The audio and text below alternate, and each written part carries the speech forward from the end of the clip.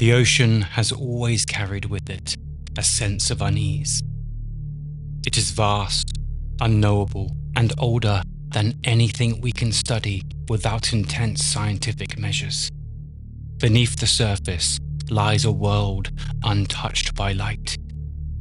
A place we can map in outlines, but are still years from ever truly comprehending as a species.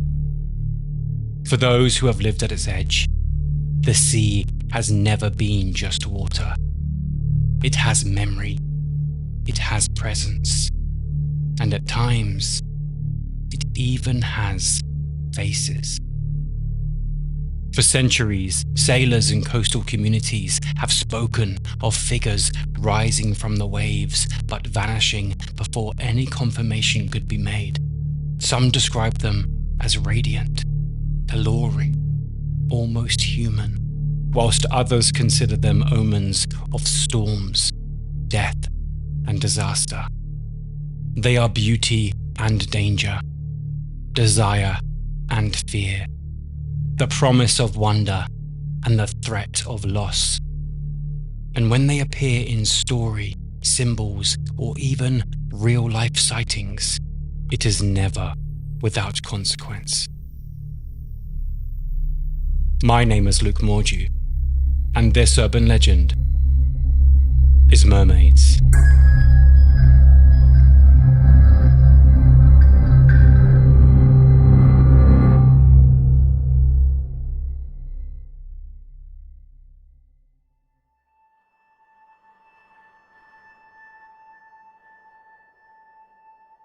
Mermaids have had many depictions over the years, from beautiful princesses to misunderstood creatures.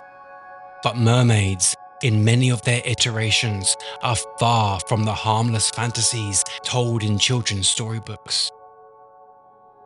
These are creatures that have always existed on the edge of danger, as beings you would want to avoid ever crossing paths with. In one place, they are considered omens of storms to come. In another, they are violent, actively dragging the unwary below the surface into a watery grave after enticing victims closer with their beauty, their songs, or their promises of riches. What it is that unites many stories of the mermaid is not their sweetness or attractiveness. It is the warnings that surround them. They are beings said to exist between reality and myth. In some modern corners, even evolving to urban legends and conspiracy.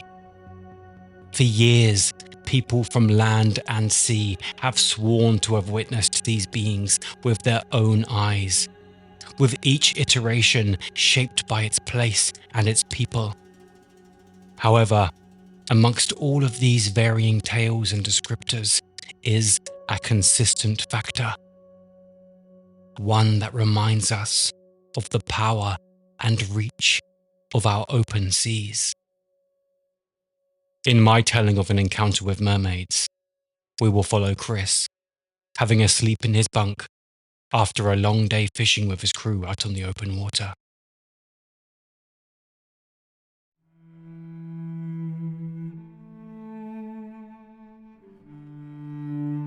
Over the years, Chris had gotten used to the constant swaying that surrounded him at all times. When he first began working on the fishing boats, every night felt as though he was drunk, causing his stomach to twist and turn throughout all hours of the day. Although now, he had managed to convince himself that the rocking was, in fact, more like being gently rocked to sleep. He was grateful that lighting didn't affect his sleep, as his other crewmates often complained about having the various lights around their bunks disturb them, and that there was nothing to cover up the porthole during the day. That's not to mention the creaking and clanking of the steel monster they were living inside out on the open sea. He had to take their word for it though, as he had been legally deaf since he was a young boy. Sometimes he could hear loud, deep bangs, although much of that was helped by the vibrations he felt. Although tonight, something had shot him up from his sleep, causing him to instinctually jump from his bed and to his feet. The room was dark, bar the small red lights that flickered in various angles around the room. Through the porthole, he could see nothing but the faint shimmers of the water's surface under the moonlight. He didn't know what was going on, but something was wrong. The vibrations that ran through the ship were different than usual, more strained and consistent. He squinted as he flicked on the light, checking the bunk beds around him, but nobody else was inside. He placed his hand on the wall and tried to listen through his fingertips, but this proved unnecessary when the light above began to flicker in a way he had never seen before. Something was wrong with the ship, and all hands were going to be needed on deck. He didn't bother putting on his shoes, instead diving forward barefoot as he flung open the cabin door, darting into the corridor. The lights up and down it were flickering, momentarily dropping him into darkness as he ventured deeper.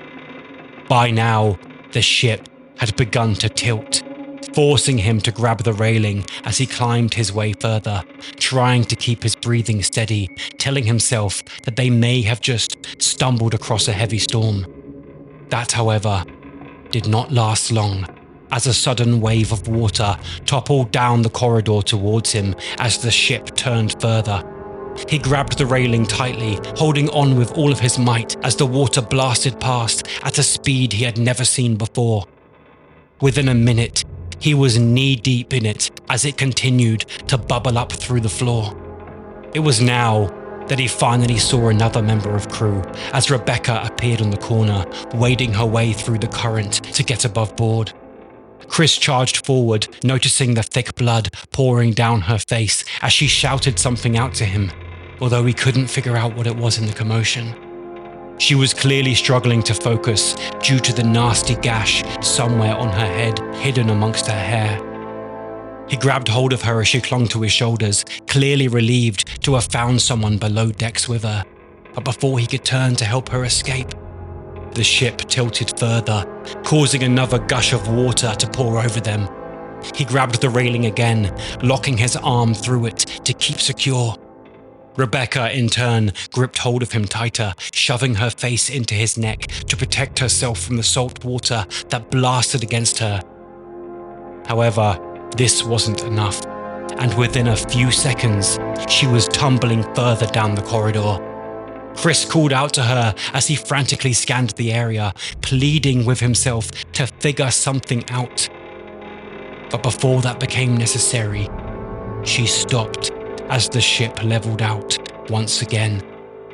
She didn't waste any time, instantly clambering to her feet and calling out as she stepped forward to make her way back. But she only managed a couple of steps before stumbling forward once again, landing on her knees as she placed the palm of her hand against her forehead. Chris called for her to keep moving as he continued to wade his way through the water that was now above his knees.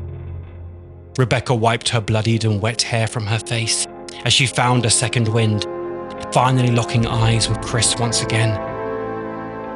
She took a deep breath, grabbed the railing beside her, and began to pull herself up to her feet once again. Chris sighed in relief, slowing his pace ever so slightly as he watched her raise from the waters below, a slight smile on her face showing itself through the flickering darkness that surrounded them. It was then that Rebecca suddenly flung forward, as if she had body slammed the water below, disappearing into the dark depths that surrounded them. Chris paused for a second, confused by what on earth had just happened. It wasn't as if she had just fallen. It was as if something had pulled her from behind by her feet, yanking her into the water. By the time Chris had arrived at her position, she had already vanished, disappearing into the darkness of the sea. He spun on the spot several times, desperately trying to catch a glimpse of her, but there was nothing to be seen. By the time Chris had made his way to the ladder, the water was past his chest, slowly but surely making its way up to his neck. He turned back one last time, still hoping to catch a glimpse of Rebecca somewhere out there, but there was nothing to be seen. When he reached the top, he flung open the door to reveal the deck was already halfway into the waters that surrounded them. Ahead, a large black rock stuck out from the ground like a spike as the broken ship rested against it. Somehow, they had gone off course and straight into these dangerous rocks. Chris was both horrified and mesmerized as he stepped out onto the deck, using the wall to keep himself steady. Nothing seemed right. How was it even possible to get that close to the rocks? How could they have not seen them? Here, at least, he could get some answers as several other members of the crew frantically darted from side to side, although it didn't seem as though they were doing anything to fix any problems. In fact, they didn't seem to be doing anything practically at all. They looked terrified, desperately trying to keep out of the water as they studied the blackness that surrounded them with horrified expressions. Chris darted forward, watching the manic desperation that surrounded him. He could hear the faint screeches and calls of twisted metal. He could hear the distant screams of the men desperately trying to communicate with each other through the chaos. He could feel the constant vibration of the sinking ship beneath his feet and the cold water that slowly crept up his legs once again. But then, in an instant, everything seemed to stop. Every member of the crew that surrounded him had frozen on the spot, as if they had been taken in by a trance. Even the sea itself had seemed to slow, as a horrifying event had begun to take place. Chris watched as the crew slowly turned to face the darkness of the sea in unison, before gently making their way to the edge of the boat. Confused, Chris began to edge closer towards them, curious about the strange, zombie-like behavior they were exhibiting. But as he drew closer, he finally saw what they had been looking at. Out in the water, glistening below the bright moonlight above, were what looked to be women floating amongst the surface. Their hair was long and full, with their eyes bright and beautiful. He couldn't make out much of them, but he could see enough to know that they were glaring back at the men, their mouths moving in sync, as if serenading the sinking ship. Chris turned to the men, pushing one on their shoulder in an attempt to get their attention, but they did not react. Not even a little bit. Instead, they slowly began to walk forward, climbing onto the barriers and into the sea ahead. Chris didn't try to stop them, too afraid to get any closer to the strange feminine figures ahead. The crew landed in the water one by one, peacefully swimming towards the figures in synchronization. Chris slowly made his way further along the deck until he arrived at the rocks. Here, he watched as the men arrived by the ethereal, strange entities in the water. He climbed over the barriers, just as the rest of his crew had done before, except he instead climbed onto the rock surface, clinging onto the safety of the earth as he continued to watch. The women gently placed their hands on the crew's faces in the same loving way a mother would do for a child. They studied the crew, admiring them as they comforted them with such a gentle grace that even Chris found himself enticed to join. Although, before this desire could grow any further, he watched as the women then began to slowly push the crew beneath the water's surface, before following them deep into the depths, never to return. Chris waited, hoping that they would leave him be so he could hold out until morning. But he could feel them watching him, constantly convinced he could catch glimmers of their faces amongst the ripples of the sea. Being hard of hearing had not bothered him for so many years, but now he felt vulnerable and exposed, sitting on a large rock by the wreckage, unable to hear anything around him. And it was just as the sun began to creep above the horizon, filling the sky with a faint glow of orange and pink against the midnight blue, that he saw the door he had originally come through slowly open against the current.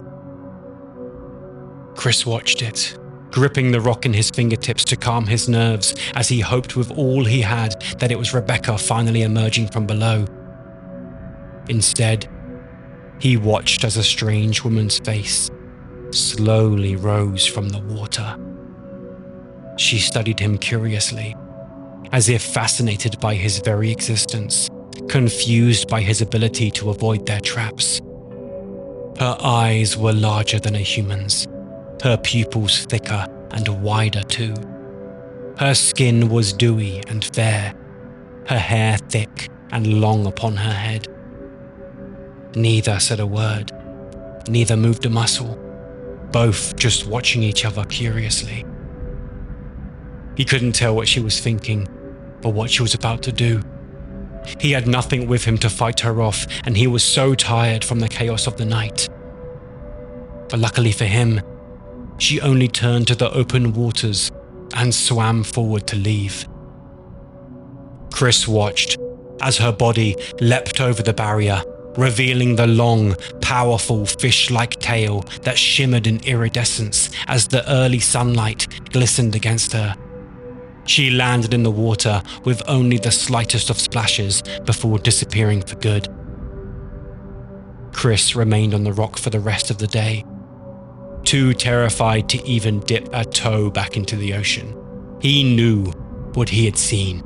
He knew what he had experienced, but what was he going to tell anyone who would ask? Who would believe the truth? And so instead, he began to make a story up in his head. One that didn't completely lie, but bent the truth ever so slightly. He would tell them that by the time he had awoken, the crew were already gone. That was a safe middle ground for it. He had heard the stories of mermaids living across the seas written about for hundreds of years.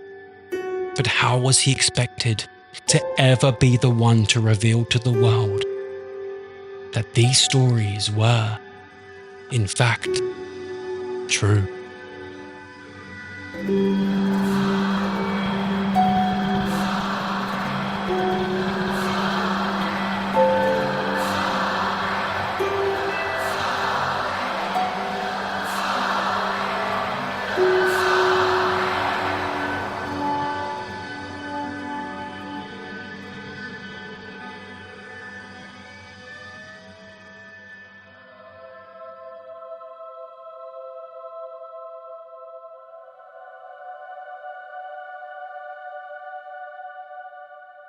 Mermaids, also known as merfolk in their half-human, half-fish interpretations, appear in many cultures worldwide. The earliest documented appearances of mermaid-like beings in human culture trace back to ancient Mesopotamian civilizations, with evidence suggesting that the first mermaid-like figure appeared amongst society around 1000 BCE in Assyria, a region roughly equivalent to modern-day Syria and northern Iraq. In Assyrian mythology, the beautiful fertility goddess, Atargatis, transformed herself into a mermaid after casting herself into a lake due to the shame she felt from accidentally killing her mortal lover. The story goes that the water was not enough to hide her divine beauty, resulting in her retaining her human form from the waist up, whilst her legs turned to a fish's tail. This early transformation narrative established a theme that would persist throughout mermaid mythology, a firm connection between tragedy and the divine feminine. She became particularly significant amongst Syrian religious traditions, with her image often appearing on coins and temple carvings, helping to establish the visual archetype of the human-fish hybrid that would influence subsequent mermaid depictions throughout the Mediterranean world. However, some believe that stories of mermaids predate even this tale, as archaeological rumour and comparative myths point further back still. The Babylonian god known as Enki is often considered the first mer creature in regional mythology. On this occasion, the deity is said to be male rather than the usual female interpretation found within mermaid lore. The very concept of aquatic humanoid creatures did not stay confined to the waters of Mesopotamia though, as it also spread throughout the ancient world via maritime trade routes. It is widely believed that it was thanks to the Phoenicians that the tale spread so far. These were renowned seafarers of the ancient Mediterranean and likely introduced the stories to the Greeks, who would then merge with Greek mythology figures such as Triton, a merman frequently depicted as Poseidon's son. As often happens with cultural transmission, the stories adapted to local religious and cultural frameworks as they continue to spread from place to place. It was now that the legend had hit the shores of Greece that the creatures began to truly take shape into what we know them to be today, heavily due to Homer's Odyssey, which featured sirens who lured sailors to their death with their enchanting songs. During the journey of the main character, known as Odysseus, he was told of irresistible songs sang by sirens through a warning by the sorceress Circe. It is with this knowledge that he was able to pass the sirens freely, after commanding his crew to plug their ears with earwax in order to not hear the siren songs. However, his curiosity had gotten the better of him, and so he also ordered his crew to tie him to the mast of the ship and to not untie him until they had passed the creatures.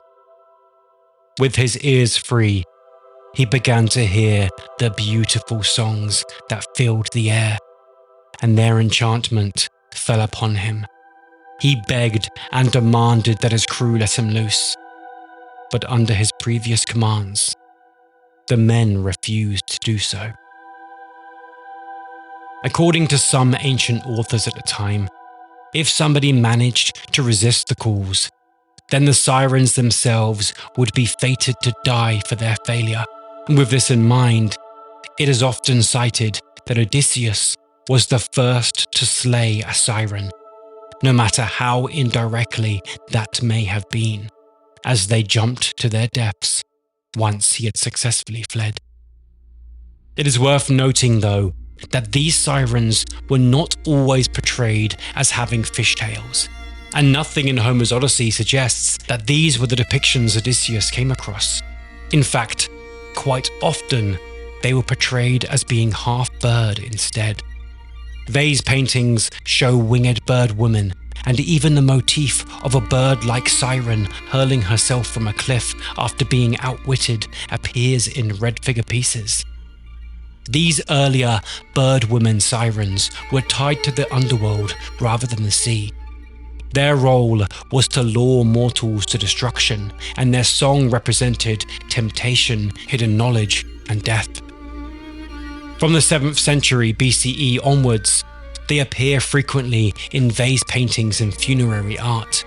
By the Hellenistic period, however, their imagery was shifting, showing them with more human beauty and less avian ugliness. In Roman times, writers began merging them with sea spirits, and with the rise of Christianity, theologians reinterpreted sirens through a moral lens. Now, they were no longer bird creatures, but temptresses of the ocean, merged with the Near Eastern mermaid goddess tradition. By the medieval era, sirens and mermaids were effectively indistinguishable, serving as symbols of lust and sin in manuscripts, carvings, and stories, where they were now depicted as holding combs and mirrors as emblems of vanity. Here, the mermaid sat upon church stonework, carved into capitals and lintels as a woman with a tail, who gazes at herself, warning parishioners about vanity and lust. At the same time, medieval writers often blurred mermaids with the wild women of folklore. These were half-tamed figures said to live on the edges of forests or beside lonely rivers. Both were seen as liminal beings, neither fully human nor fully other, and their presence reflected greater anxieties about what lies at the margins of the world. Anything that stood between categories was dangerous, and the mermaid was built to embody that danger. In Ottoman Greece, a legend about Thessaloniki, Alexander the Great's sister, began to spread, suggesting that she did not die, but rather had transformed into a mermaid at the moment of her death, now living in the Aegean Sea. The legend states that the now mermaid would ask each ship she encountered, "Is King Alexander alive?" To this, the sailors would have to answer, "He lives and reigns and conquers the world." With this, the mermaid is said to then calm any rough waters ahead and wish the ship a safe journey. However, if you were to answer in any other way, it would instead enrage her, and she would stir up enormous storms that could, and oftentimes would, destroy the ships and kill all on board. Across the North Atlantic, the stories change again. In Norse and Celtic lands, particularly in Ireland and Scotland, seals were said to step out of the surf where they would then discard of their skins. In one tale of these creatures, known as the Selkie, a fisherman is said to have found a woman on the sand, her skin gleaming with salt, and with the seal skin lying beside her. As the fisherman knows that the woman needs the skin in order to return to the sea, he steals it and hides it away to ensure that she was trapped on land. Shortly after, the woman becomes his wife and even bears children, although she is often still found to longingly look out onto the nearby waters. Years later, in various different ways depending on the iteration of the story, she finally finds her skin and disappears back into the sea without a moment's thought. Other iterations instead state that their marriage had specific rules in place for a happy life, such as: do not speak of her origin, do not strike her, and do not forbid her from the shore. As often happens, one of these rules is eventually broken, and without warning, the sea reclaims what was always theirs to begin with. What's interesting and noteworthy is that across cultures worldwide, feminine sea entity stories often include motifs of magical items that tie them to the sea, such as mirrors, or on this occasion, literal skin. These stories resonate because they speak to themes that delve deeper than the sea itself. They're about possession, captivity, and the limits of love, especially when it's being forced upon you. They warn of the danger in trying to tame what does not belong, of binding a being whose heart is not yours to keep. In these tales, the mermaid wife or Selkie bride becomes a symbol of autonomy and how it should never be taken away under any circumstances. Looking back at these stories through a modern lens, it is hard not to point out the darkness behind the tales, the coercion of the marriages, with many seemingly being held hostage and/or blackmailed into marrying the human man that had stolen her item. In many ways, perhaps unintentionally, the stories are more so about a woman feeling trapped in a marriage she never wished to be part of, and it's only when she is able to be herself once again that she is free. It's about control and consent, disguised as enchantment. The stolen garment binds a supernatural bride to domestic life. Folklorists have dissected this further and now tend to read this as anxiety about female autonomy, the limits of possession, and the sea's refusal to be domesticated. Further south and east in the Netherlands, a different kind of creature emerges, though still one tied to tales of the mermaid. In the Low Countries, the sea has always been considered an adversary that must be kept at bay. Dikes and polders hold it back, but when storms tore through the sea walls and flooded the fields in the past, inevitably stories seemingly arose from the wreckage. One of the best known comes from the Zuider Sea, said to have happened during the 15th century. It was after a violent storm that villagers in Edam reportedly discovered a strange woman trapped in the tidal mudflats. She was described as wild, covered in seaweed and unable to speak.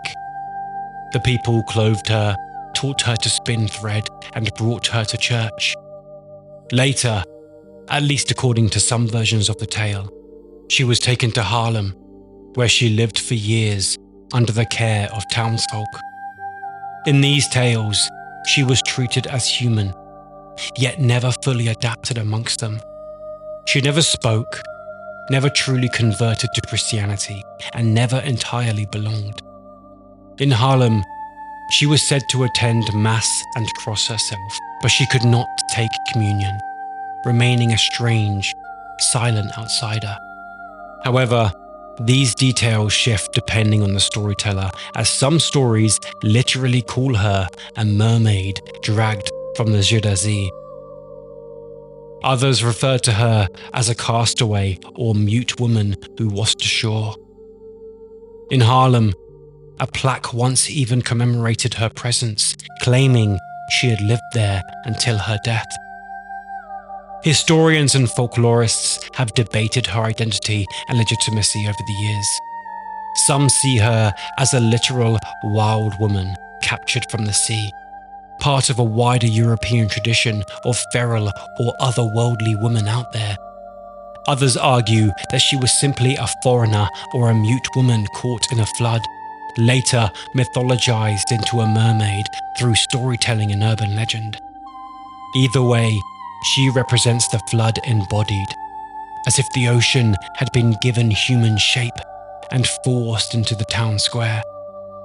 Further east, the Japanese have a mermaid-like creature of their own. Known as the Niño, literally translating as human fish. It is a creature often likened to mermaids, but instead described as a fish-like body, sometimes with a human face, golden scales, and an eerie cry. Catching one was thought to bring storms and misfortune, yet eating its flesh was said to grant longevity, as told in the legend of Yao Bikuni. In West and Central Africa, the water spirit takes a very different form. Here, she is known as Mamiwata, a powerful, shape-shifting entity most often portrayed as a beautiful woman draped in jewels, sometimes holding a mirror, and almost always accompanied by a serpent coiled around her, radiating imagery of wealth and danger at once. Mamiwata is said to bless those who honor her with health, prosperity, and fertility. However, she can just as easily bring misfortune and illness to those who dare disrespect her. In this tradition, rivers and the sea are not neutral landscapes or resources, but living forces with their own personalities and wills. Folklore suggests that when enslaved Africans were forced across the Atlantic, the spirit traveled with them, and once she arrived at the Caribbean and the Americas, she reshaped herself under new names such as La Sirene in Haiti and Jemaya in Cuba. With this, she became not only a mermaid-like figure, but also a guardian of identity, survival, and spiritual authority. In Slavic regions, the Rusalka is said to wait in rivers and lakes. By day, she is a maiden brushing her long hair on the bank, but by night, she is said to lure men into the water. Some say she is the spirit of a drowned woman, whilst others say she is an unbaptized girl, condemned to the margins. Either way, she belongs to the catalogue of liminal dead, again using folklore as a way to explain how swiftly water can turn from life to loss. In the German Rhineland, the Lorelei is the most famous of the water spirits. She is said to sit on a high slate cliff above a dangerous bend on the Rhine River near St. Gauheisen. There she sings or hums, her beauty and voice so enchanting that sailors lose control of their ships, crash against the rocks, and drown. The legend has roots in local folklore, but the form that most people know was shaped in the early 19th century, when the poet Clemens Brentano first wrote of a woman named Lorelei in 1801. She was not a siren, but a mortal accused of bewitching men. Later, Heinrich Heine's 1824 poem, Die Lorelei, transformed her into the Rhine's haunting, mermaid-like figure, sitting high on the rock and luring men to their deaths. The Lorelei Rock itself is very real. It is a 132-meter cliff overlooking a sharp curve on the Rhine where the strong currents and narrow channel once made navigation treacherous. Shipwrecks were common there, and the story of a supernatural temptress offered an explanation to this. At the very least, it offered a story that would perhaps make the horrors of it all easier to swallow. Folklorists have debated the classification of the Lorelei for some time now, with one seeing her as a siren. Others, however, argue that she fits deeper within mermaid lore due to her being a water spirit tied to a specific river. What is clear is that the Lorelei is not quite the ancient folk figure that it may seem to be, and is instead a Romantic era myth that has woven itself into the landscape, becoming an urban legend of its time. In the Philippines, the Sirena appears at river mouths and coastal shallows, usually described as half woman, half fish, with long flowing hair that she combs by the rocks, singing songs to lure fishermen and sailors closer. The Sirena belongs to a wider group of Encanto, supernatural beings that are said to inhabit the natural world, also known as fairies. Unlike purely monstrous figures, she is ambivalent, holding the power to bless those who treat her with respect, offering calm seas and even wealth to come. But that said, if you were arrogant or disrespectful towards her, she was also known to drag men underwater or capsizing their boats instead. Her stories carry traces of both indigenous belief and colonial influence.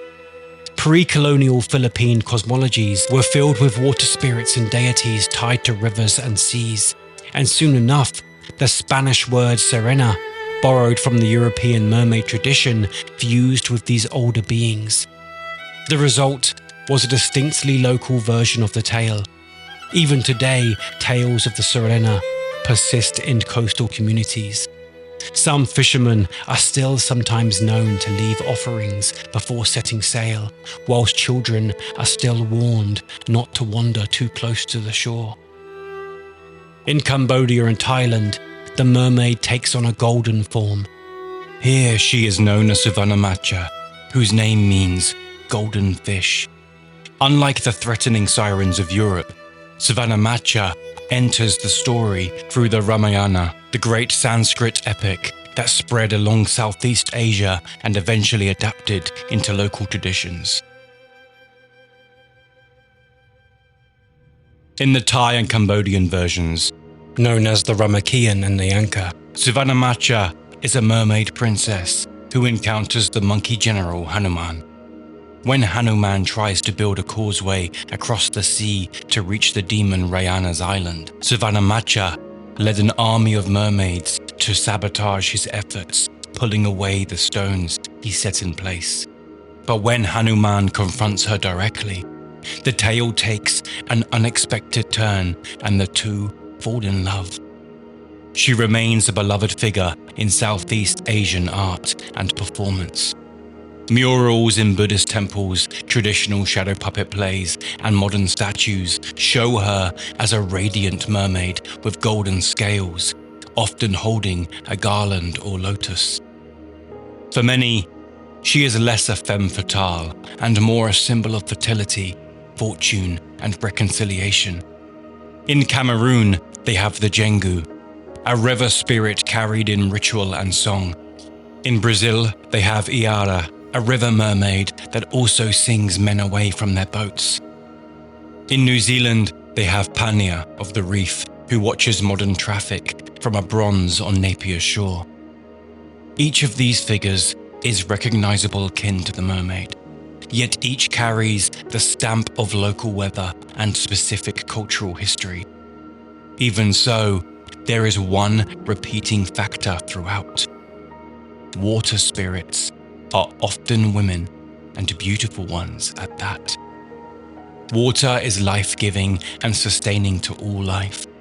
But on the flip of that, it is also capricious and deadly. And across cultures, that duality is imagined in feminine form. Folklorists have suggested this reflects an ancient association of women with fertility and nature's abundance, but also with mystery, danger, and the unknown. From the sirens of Greece to the Selkies of Scotland, from the Lorelei of the Rhine to the Mamiwata in West Africa, the same pattern emerges. Each culture gives the waters its own accent, but the face remains strikingly familiar. Over the years, the mermaid was no longer deemed to be just a monster, a goddess, a creature, or spirit. She was now heralded, stamped on shields and coins, and woven into city arms. She had become a symbol of the mysteries that dwell within the ocean, a fascinating image of the dangers of beauty and delight distracting us from our tasks at hand. Their portrayals in visual art and literature also reveal shifts in gender representation across time. In medieval manuscripts from around 1200 to 1400, mermaids are frequently shown by their familiar symbols of vanity, holding a mirror and a comb. By the 15th century, mermen began to appear more regularly in European art and bestiaries, balancing the imagery. But as their presence spread, the focus on mermaids intensified. In panel paintings of the late medieval and Renaissance periods, and later in the art of the Victorian age, the mermaid became increasingly sexualized. Long, flowing hair, bare skin, and a figure to be gazed at. Over time, she was softened into something more passive, sitting with her comb, staring dreamily out into the distance. Yet in the folk stories that continued to circulate amongst communities, her darkness remained, as she continued to exist as an ominous stormbringer, warning sailors of impending doom, still twisted amongst the murky waters of misfortune. In these tales, the mermaids are not mere objects of passive beauty, but hunters, actively seeking out human victims, using their enchanting voices or feigned distress to lure unwary sailors to a watery grave. However, a notable turn did eventually take place in 1837, one that changed their depictions far more than any tale had done so before them. The Little Mermaid by Hans Christian Andersen is a fairy tale that tells the story of a mermaid who longs for a human soul and falls in love with a handsome prince. In order to go on land, she makes a deal with a sea witch, who cuts out her tongue and gives her legs. Although walking on them is sheer agony for her, causing excruciating pain with every step. All of this is in vain though, as soon enough, the prince marries another, leaving the little mermaid with nothing but physical and emotional pain. It is here that she is visited by her sisters, who give her a knife, telling her that if she was to murder him, she would live. Although, being kind-hearted and full of love, the little mermaid refuses and instead turns to sea foam at the shoreline. However, this is a bittersweet ending as, although she had dissolved, she had become what is described as a daughter of the airs, earning a soul through sacrifice. This story helped steer the archetype away from the dangerous temptress interpretations and repainted her as a tragic romantic figure whose desire was as spiritual as it was sexual. This understanding changed even further in the modern day after Disney's 1989 animated retelling of this story. In this far tamer and very different interpretation of Hans Christian Andersen's book, Ariel survives, finds love, and gets her father's blessing. This bright, secular reframe softened the horror and piety in the original works. Now, though, the mermaid is widely accepted as a complex, nuanced being of the sea. When they appear on screen or in artwork, it is difficult to tell which direction they will go in. Will they be more menacing and haunting, or more playful and beautiful? Perhaps they'll be more animalistic or more cultured than we could have anticipated. Much like humanity, it seems there are many different types of mermaid out there, and it's more about hoping that if you were to come across one, it would be one that meant you no harm. Mermaids, in many ways, embody the duality of attraction and danger, reflecting humanity's complex relationship with the sea itself, simultaneously able to sustain life and also to end one without any real difficulty. It's this duality that makes mermaids so effective as cautionary figures in these tales, warning against the dangers of succumbing to temptation or venturing too far into uncharted territories. They also work as a bridge, not only between land and sea, but between humanity and animal kind. Their ability to affect our world, but also exist within their own, amongst the depths of the ocean, places them as mediators of above and below. Whereas above we have air and sunlight, they have darkness and mystery, metaphorically placing them as beings that can exist amongst life and death. The mythology of mermaids have progressed through 3 distinct historical phases that mirrored broader changes in human society over the years. First, they are noted as gods, functioning primarily as pagan water deities representing the mysterious and often dangerous nature of the sea. With Christianity came the second change. Unlike other pagan figures, they were not simply tossed aside, and instead were reformed into symbolism, often representing temptation and moral danger. Finally, in the Age of Reason, their mystery was recast once more. As science rose, mermaids became less a matter of faith and more a subject of investigation amongst many. Now, they were no longer just whispered about in stories. They were being hunted, catalogued, and questioned. But this brought with it a darker tension. If mermaids were not simply myths, then what exactly were the sailors seeing in the waves? Alternatively, if they were myths all along, why do they still refuse to let go of our imagination after all this time?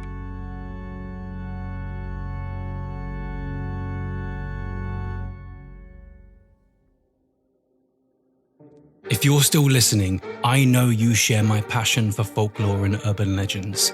But to keep these stories coming, I need your help. For just £3 a month, you can ensure the show thrives, with shorter breaks between seasons and even more content created. As a Patreon subscriber, you'll unlock exclusive perks, including access to our bonus series, Modern Myths, giving you 8 additional episodes each season, featuring captivating tales such as the Hodag, the Dark Watchers, and many more. You'll also enjoy behind-the-scenes insights, discounts on merchandise, and access to our private community chat, where you can connect directly with me and other urban legend enthusiasts. And as an extra thank you, I randomly feature patrons in upcoming stories, so you could become part of the legends we discuss.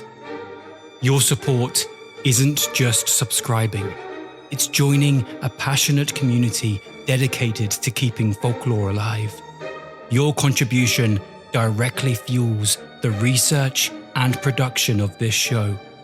If you're ready to join, just click the Patreon link in our show notes to subscribe, and I'll see you there. But for now, back to the legend.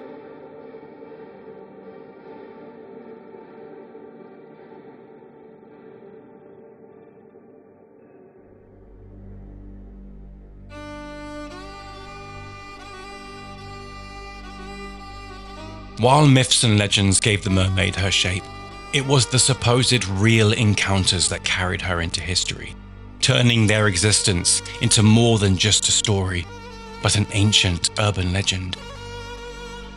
From medieval floods to explorers' journals, communities across the world claimed they had actually seen mermaids with their own eyes. These accounts were not being told as distant folkloric tales, but as very real lived events passed along by sailors and locals alike.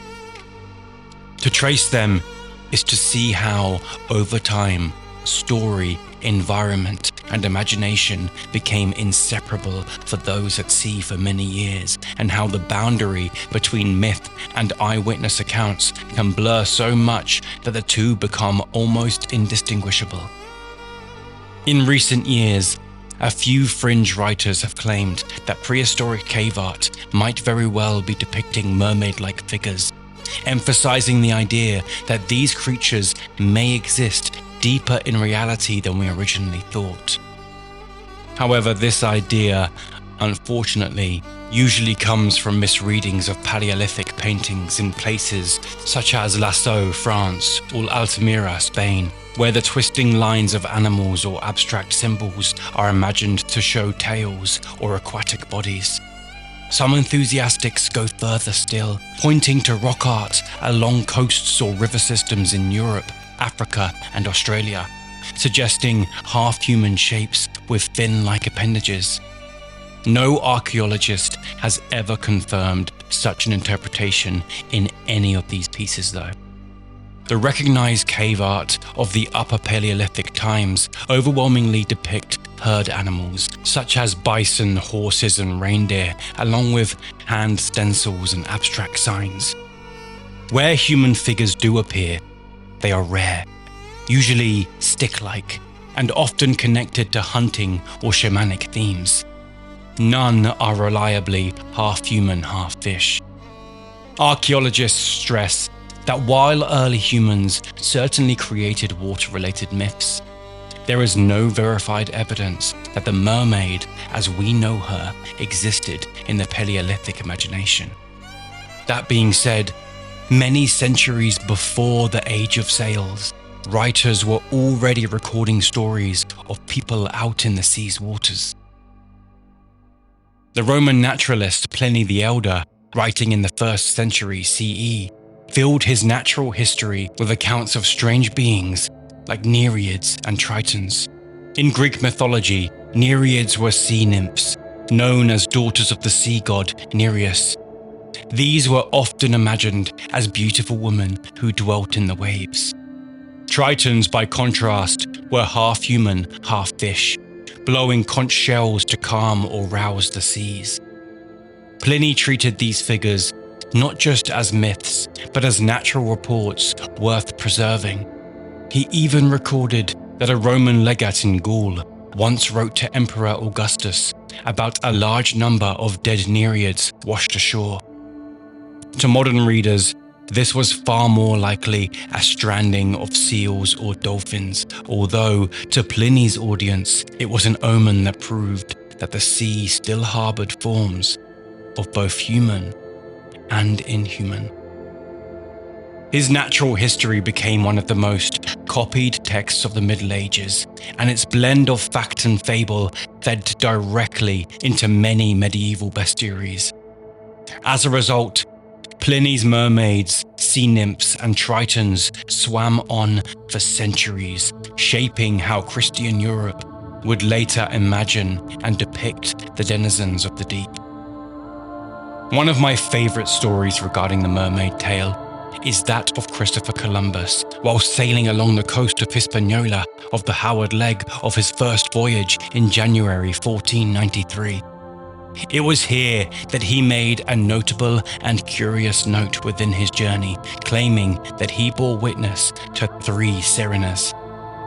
Although he stated that they were not as beautiful as they are painted, and that their faces were oddly masculine. What makes this so wonderful is that the general consensus amongst historians is that he was actually looking at manatees, with their rounded heads lifting from the water and their flippers flexing like arms. It's not too difficult to see how a man living with months of hunger, monotony, and story-soaked expectations would see what he was primed to see. In fact, the very order Sirenia takes its name from is from the confusion between sirens and sea cows. About a century later, we find the story of the so-called green-haired beauty, often linked to Captain John Smith, the English explorer of Jamestown fame. The only issue with this is that Smith never actually wrote it, with the now famous passage about him seeing a mermaid being absent from all of his works. It was actually in 1610 that another Englishman, Richard Whitbourne, described seeing a strange creature in St. John's Harbour, Newfoundland. He wrote that it had the upper body of a woman and the lower body of a fish, her back and breasts like a woman's, her skin very white and her hair long and of a colour green hanging down behind. The being placed its hands on the side of his boat before diving back into the water. And centuries later, Victorian writers, eager to tie colourful anecdotes to famous names, blended Whitbourne's report with John Smith's legend-heavy reputation. The result was a false attribution, becoming known as the Captain John Smith mermaid. Stories like these remind us that what was recorded as observation may not always have been what was truly seen. Beneath all of these accounts runs the psychology of sight itself. Physiology and deprivation distort the senses. Malnutrition, dehydration, scurvy, and exhaustion warp cognition. Long monotony and empty horizons coax the brain into seeing patterns. This allows pareidolia, expectation bias, and the desire for faces and forms in the waves to come to light. The ocean itself plays tricks as well. Sailors in the Strait of Messina, between Sicily and Calabria, long spoke of women shimmering above the water, a classic Fata Morgana, where light bends across layers of warm and cool air to create floating, distorted images. Polar explorers in the 19th century described seeing ships, islands, and even whole coastlines rise out of the Arctic fog, only to melt away as they drew closer.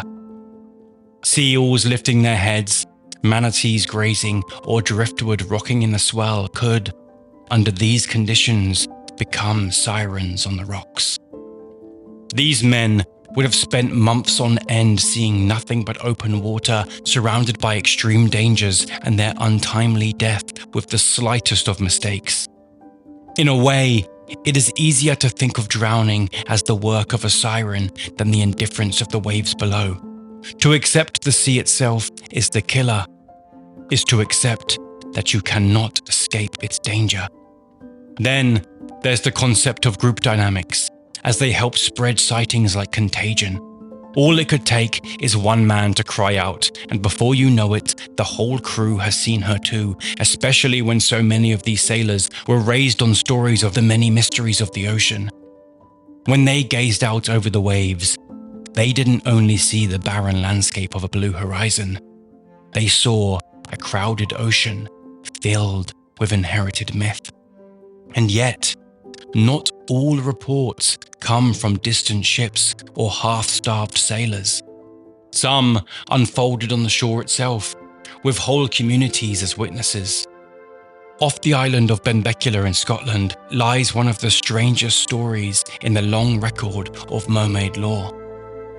In the early 19th century, villagers claimed to have seen a small sea woman playing in the surf. She was described as only a few feet tall, woman-like from the waist up, and with the tail of a fish below. Children and adults alike gathered to watch, but eventually, a young boy threw a stone and struck her with it.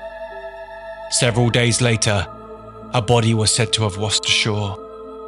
The witnesses described it as part girl, part fish, with the upper half resembling a young woman, complete with flowing hair and delicate features, and the lower half tapering into a scaled tail.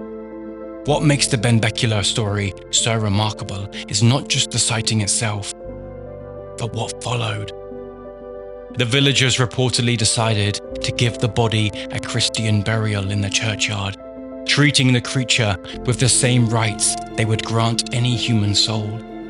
This act places the tale in a strange space amongst history, as it is too specific to be dismissed as fiction, yet too strange to be accepted as legitimate history. It reads like folklore forced into the frame of a parish record, an event hovering between myth and reality. Centuries later, mermaids were still appearing around the world, although the number of fakes and hoaxes were significantly increasing with it, as the chance for monetization became a factor at play.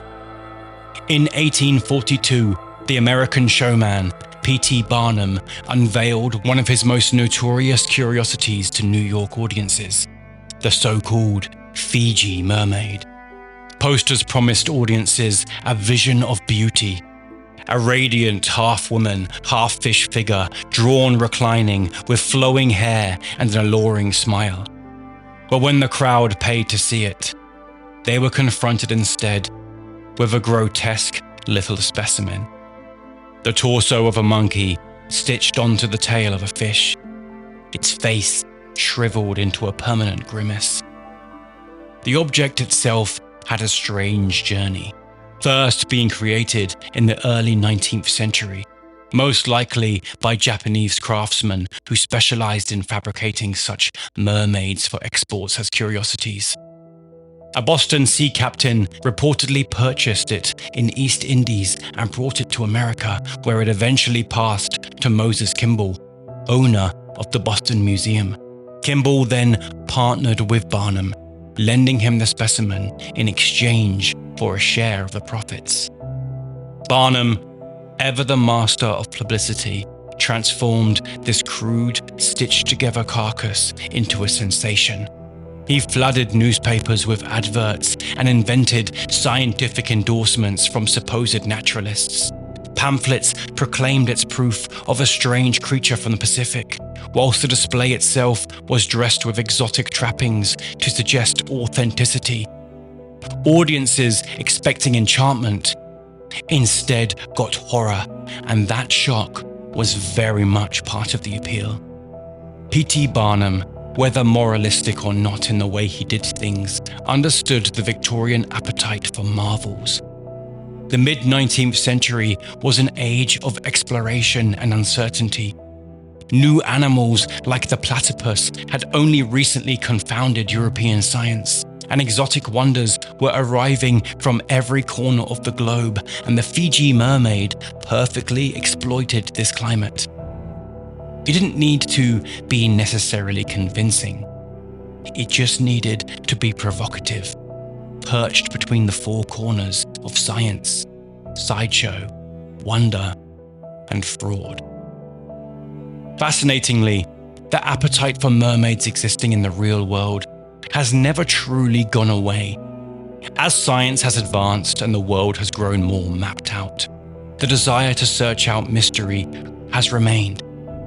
In many ways, stories of mermaids persist not because they are realistic, but because they're needed, continuing to represent the potential mysteries that still lurk within our world and the secrets that linger in the darkness of the deep sea. In fact, sightings are still being reported even to the present day. In the late 2000s, the coastal town of Kiryat Yam in northern Israel became the center of one such claim. Locals insisted that they had seen a mermaid at dusk, a figure leaping and playing just offshore before vanishing beneath the waves. The reports gained enough traction that the municipality itself offered a $1 million reward to anyone who could provide conclusive proof. The announcement even drew in international attention, with news crews arriving and tourists crowding the beaches at sunset. For a short time, the town had become a theater of anticipation for those who were visiting. People gathered on the shoreline, scanning the twilight surf for a glimpse of the fabled creature, desperately hoping for proof of their existence. Some claim that they saw her, although most admit that they did not. In fact, no evidence was ever produced, and skeptics quickly dismissed the whole affair as a clever marketing ploy to boost tourism to Israel. In 2012, during the construction of reservoirs and dams in Zimbabwe, workers refused to continue their tasks. At sites such as Gokwe and Mutare, crews claimed they were being harassed by river mermaids, known locally as Nuzu. The workers reported strange noises, eerie feelings, and sudden equipment failures whenever they approached the water, with some even going as far as to say they had seen figures in the river itself, although belief of this kind is not unique to Africa. Across the globe, physical traces and sacred relics have been preserved in much the same way. In Japan, at Ryohiji Temple, a set of venerable mermaid bones had been kept and occasionally displayed for centuries. The relics are tied to a legend from 1222, when the previously mentioned Inigo was said to have washed ashore. The bones were said to be enshrined, and even today they are shown during special rituals, their presence treated as both protective and admonitory. If you were to place this beside Barnum's 19th century Fiji mermaid, the contrast is notable. At Ryohiji, bones were revered, enshrined, and granted spiritual authority to objects of faith and moral teachings. In Barnum's New York, a grotesque monkeyfish hybrid was marketed as exotic spectacle, a piece of theater designed to shock and amuse. Yet in both cases, the object itself mattered less than what it represented. A space where curiosity, belief, and the longing for mystery could gather. The desire to believe and the compulsion to follow mystery remains very much a part of our world to this very day. Even here in these chapters, we may be breaking down the science and history to these folkloric tales, although it is still that wonder and mystery that draws us in. It was with this in mind that Animal Planet aired 2 films on the existence of mermaids back in 2012 and 2013. These were created to monetize on that desire for mystery and wonder that remains within us all. with the first being titled Mermaids, the Body Found, and the second being Mermaids, the New Evidence. The documentary was filled with apparent sightings of mermaids, of interviews with Coast Guards, US officials, fishermen, and more. Within it, claims were made that the government were covering up the existence of mermaids and that they had been branded folkloric in order to keep the general public from searching them out. Both documentaries convincingly delved deeper into the very real existence of mermaids, chasing viewers with their new kind of filmmaking known as docufiction. In reality, the documentaries were completely fictional, with actors playing all of the roles seen within it, playing on things we see so often in cryptid sightings, leaked files, shaky videos, and supposed physical remains. All said and done though, it seemed to significantly pay off, as millions are believed to have tuned in, with the sequel, The New Evidence, breaking rating records for the channel. It wasn't long before online forums filled with debate as clips flooded the internet.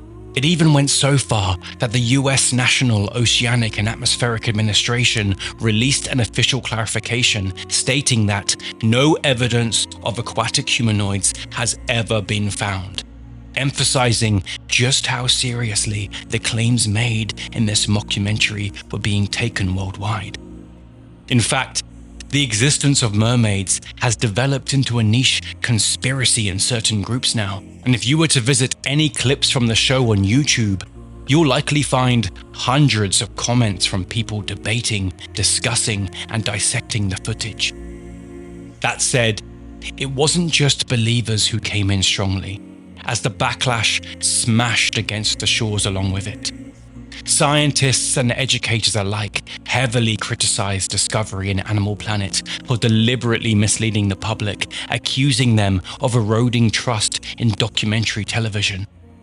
Journalists called it a betrayal of their brand, once built on science and nature, and to this day, their reputation has never quite come back. Now, if you've seen this documentary, or if you've come across particular clips from it, and have found them somewhat compelling, I should tell you a story. In 2012, I was hired as an actor alongside a friend of mine, although I wasn't told what it was for. I had to sign a contract to be in it, one that legally required me to keep quiet about what we were doing. The day consisted of me wearing a UK Coast Guard jacket, on a boat against a green screen in the car park of a golfing range. We shot for the day as I continuously pretended to spot something in the water. And that was the end of my day. It was 5 hours of my time, and yet it still remains on YouTube with hundreds of comments below it, arguing about what exactly it is in the water, completely unaware that there was no water to begin with. In truth, Animal Planet wasn't doing anything new with this spectacle.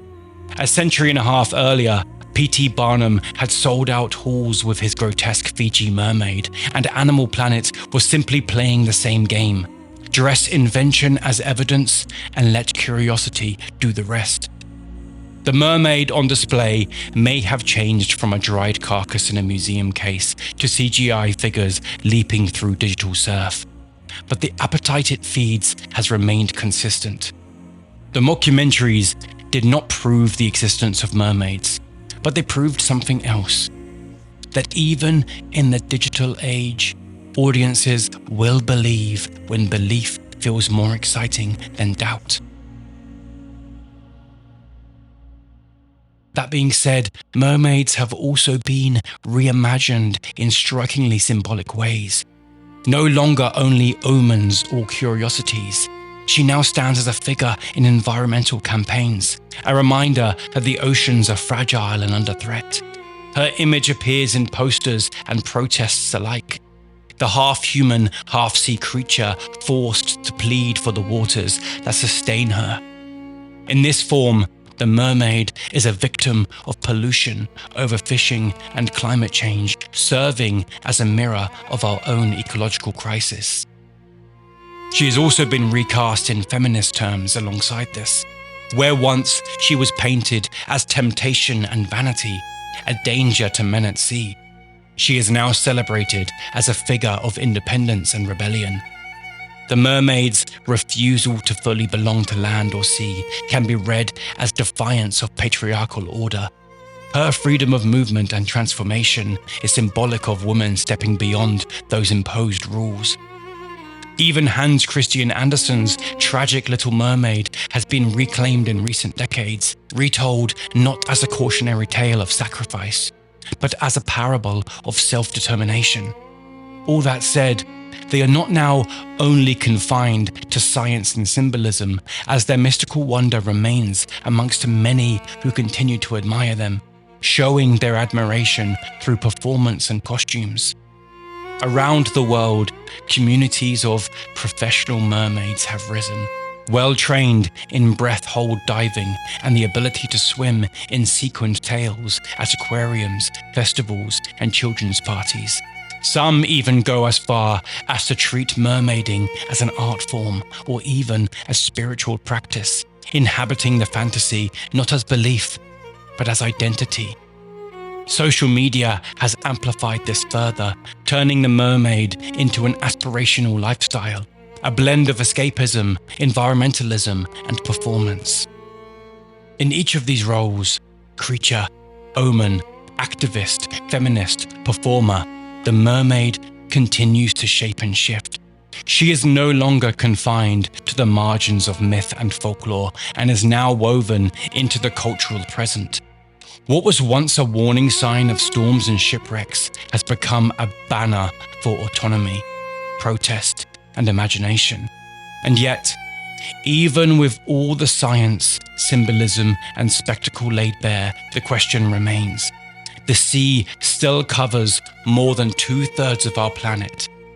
Its depth darker and more unknown than the surface of the moon. Within it lives creatures stranger than anything once imagined, glowing, transparent, monstrous, and delicate. We know just enough to realize just how little we truly do. That is why the mermaid endures. She is not proof of another species waiting to be discovered, but proof of something within us instead. Our need to see meaning in the waves, to place a human face on the sea's vast indifference, to believe that mystery still survives in a world we keep trying to measure.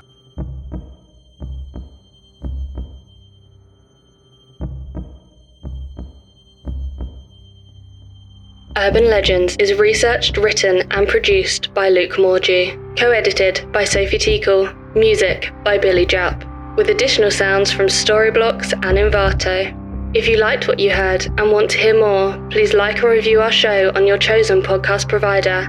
This simple task is a big part of our show's continuation and growth. To access more chapters through our bonus material, early releases, ad-free content and more, become a patron by clicking the link in our show notes.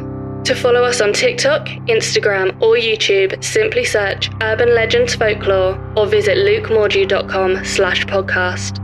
If you have more information or a correction on anything said, email us on luke@lukemorgie.com. We aim to ensure that all information provided is accurate and up to date, and this remains a top priority.